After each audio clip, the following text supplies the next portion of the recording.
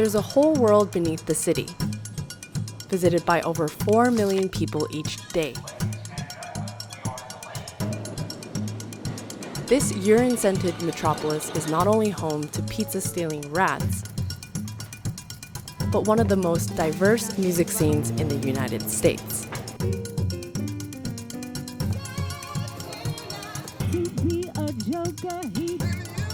Artists come from all over the world to play on the stage. When you turn a corner or exit a train, you never know what kinds of sounds you'll be met with. Sometimes it's classical violin,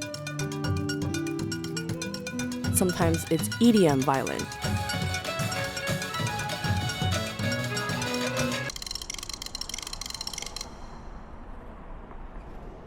So we're here in New York City. We're about to run around and interview a bunch of street performers and seasoned buskers. I'm excited because I've never performed on the street before, even though I've been performing and playing the piano for about 20 years now. So we'll see what happens, and maybe later on I will get a chance at busking myself. Good day, ladies and gentlemen. My name is Dee Hu, and I'm here with a song for you.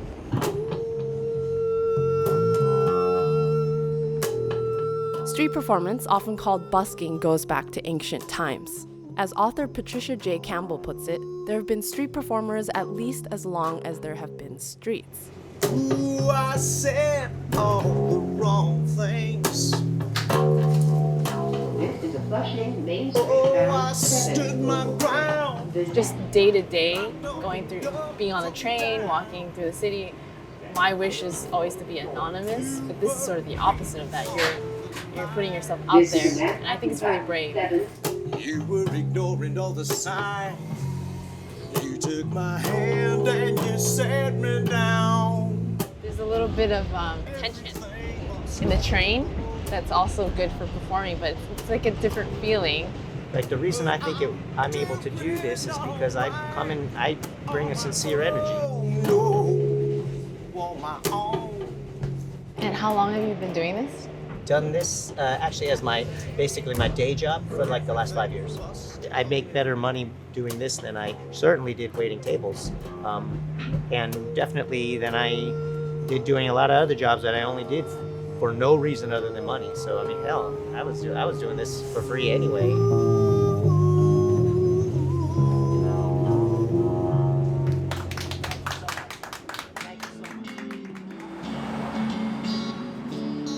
I moved to New York City to pursue my dream of music, but I was nannying part-time. I love kids, and I was like, this is a good part-time job that'll allow me to still like go to open mics and like do music. And I would see people busking, and I always just thought it was like so courageous. And I'd see like amazing buskers where I was just like, wow, like they're so talented and they were so like carefree. And I was just like, I wish I had those guts. YOLO is what I believe in, fight it up. Finally, I was like, let me try it, worked up the nerve, and I did it, and I was making more than I was nannying, so since then I started busking. As we light it up.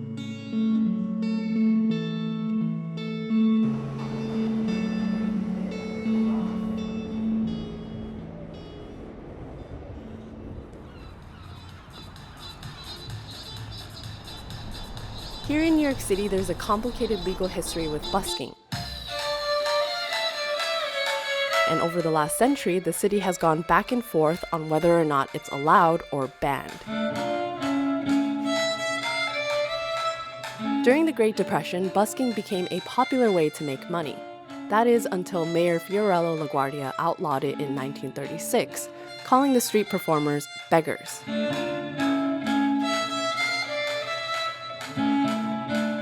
The ban continued all the way to 1970 when poet Allen Ginsberg challenged the ban as unconstitutional and won. Busking is protected as a form of free speech in the US, meaning it can't be prohibited in areas where other forms of free speech are not prohibited. But even though busking is now legal in the subways, that hasn't stopped the police from arresting buskers. cops are so annoying. Even I have the permit. They come up to me sometimes. They just like it's too loud or they're just annoying. It was really a struggle. If you weren't a sponsored musician, if you weren't a Music Under New York musician, you go through that process, then yeah, it was tough.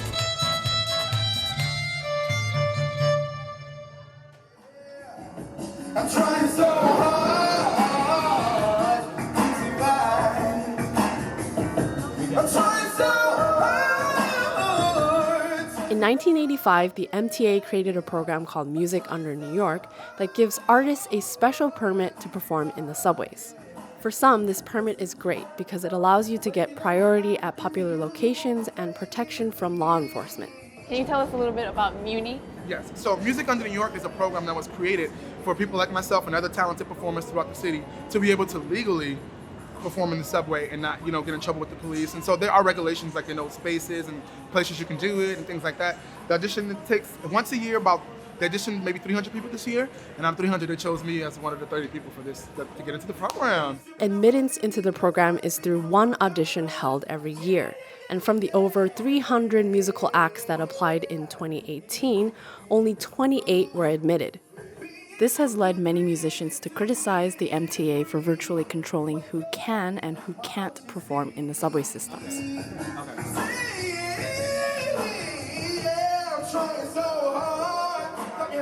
Muni is maybe necessary in some ways, I suppose, if you really want to not break the law, technically playing with the amplification.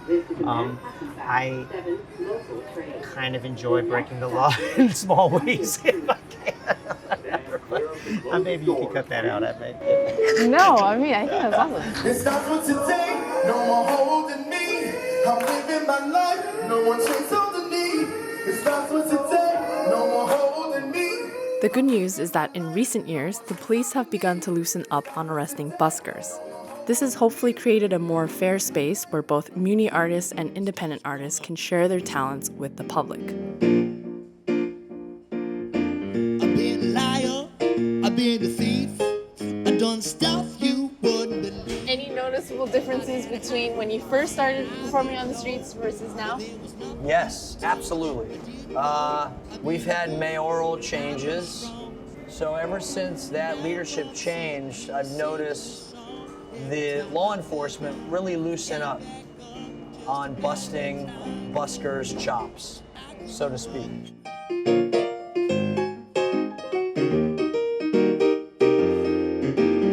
What motivates you to come out here even on cold days like this?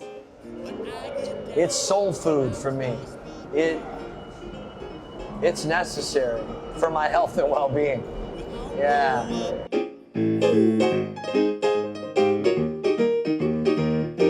We all grow up. I like the comparison of busking to soul food because it's the passion for music that keeps these artists coming back to perform. Busking isn't easy, and even though there are many rewards, there are just as many challenges.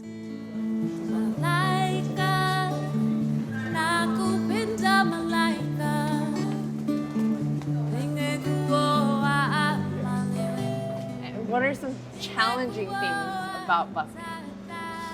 Every now and then I get kind of a Grinch-like person. How do you deal with that? I don't. You don't. I just...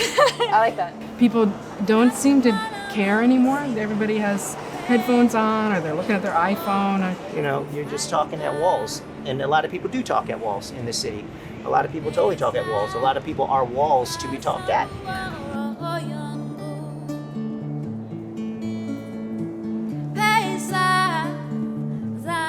The most challenging thing about busking is getting things here.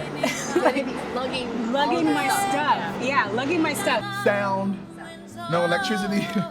Playing with gloves on, underneath a grate, and the cold air is just like blasting down on you, getting those sympathy tips. At one point I was singing and people were gathering and, applauding me and really getting into it and singing along and putting money in my little basket. And this one person was like, "Why are you singing? Why do you have it, blah, blah, blah, you sound terrible, blah, blah." And I was like, okay, I didn't really react, but she kept going, and the more she kept saying crazy stuff, the more people would just put money in my basket. So I was hoping she would keep going.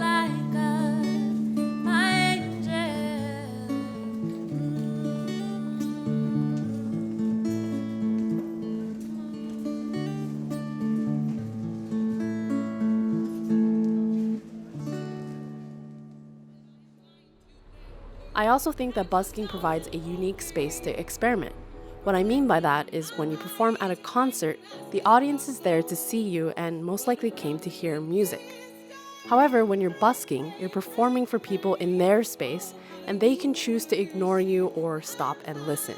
You are imposing on people by being it's a public space. And I mean, you fart on the train, you're imposing on people, you know. Sorry, I farted on your world. But, you know, it's my idea of a nice smell, you know. Wait, what? Okay.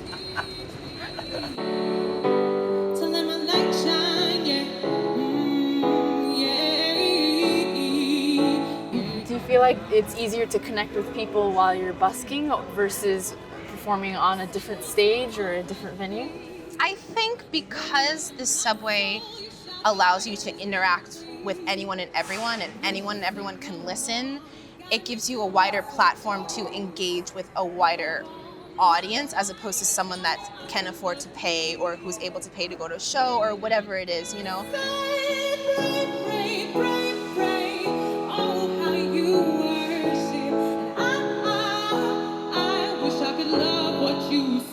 I started busking because I've known since I was little that I wanted to be a singer, but as I got older and I was auditioning and performing more, I was suffering from really bad performance anxiety. So much so that it actually was getting in my way and I was losing like the joy that I had found in singing. So that's when I decided to do something bold and like kind of like push my comfort zone as best as I could, and the thing I thought of was singing in the subway. I deal with a lot of stage fright. Yeah. And I have all my life. Yeah. But anytime I remember that it's about something that's not within, but outside with the audience, and it usually gets better.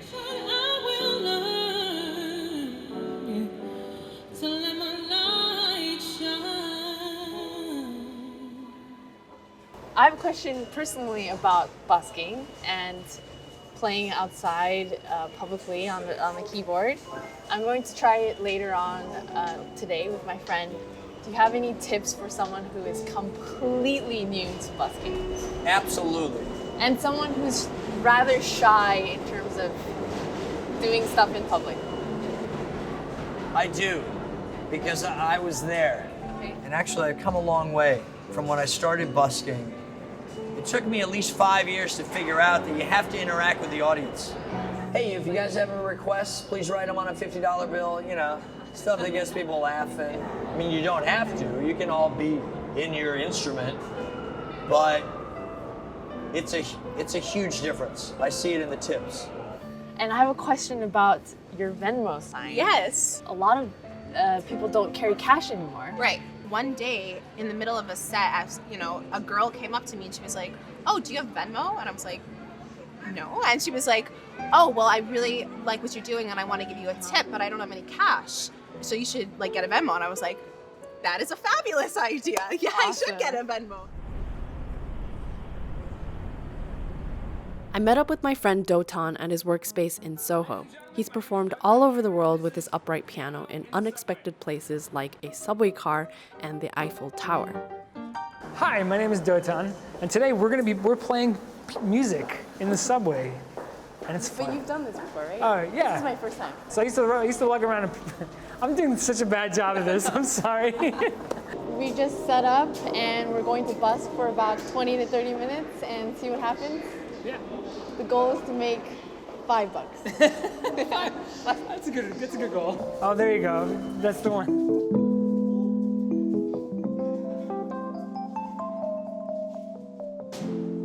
I'll loop this. And then you solo over.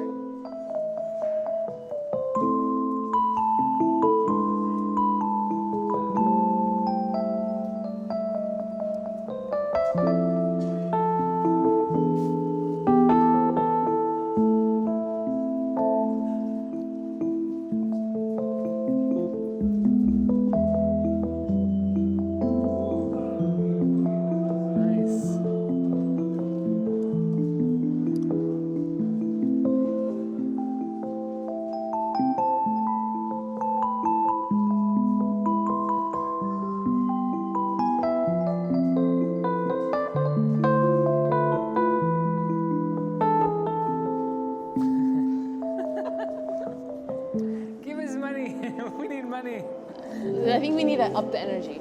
I mean, part of it's eye contact, maybe. And that looks good to me in terms of engagement. We gotta be louder.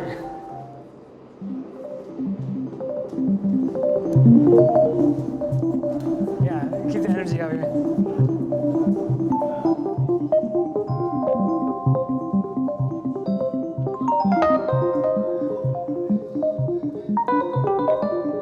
And then Merry Christmas. How you doing? Thank you. The buskers that we met this week made it look easy, but in the end we made just $2.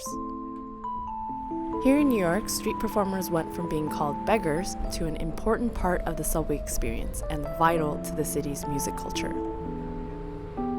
Busking used to be looked down upon, they're like, oh, those hobos. But now, and this time I think people see busking as, oh wow, he's doing an art form, because buskers in New York are amazing. I think it's important to understand that what you're doing as a busker is you are giving positive energy to everyone that hears you, and sometimes you may uplift someone from a very dark or negative place. Nobody might tip you. It can get discouraging, for sure, but that's an indication that you're not doing it for the right reasons. If one day I was to look back at these years as the best years of my life, I'm okay with it. I'll be okay with that.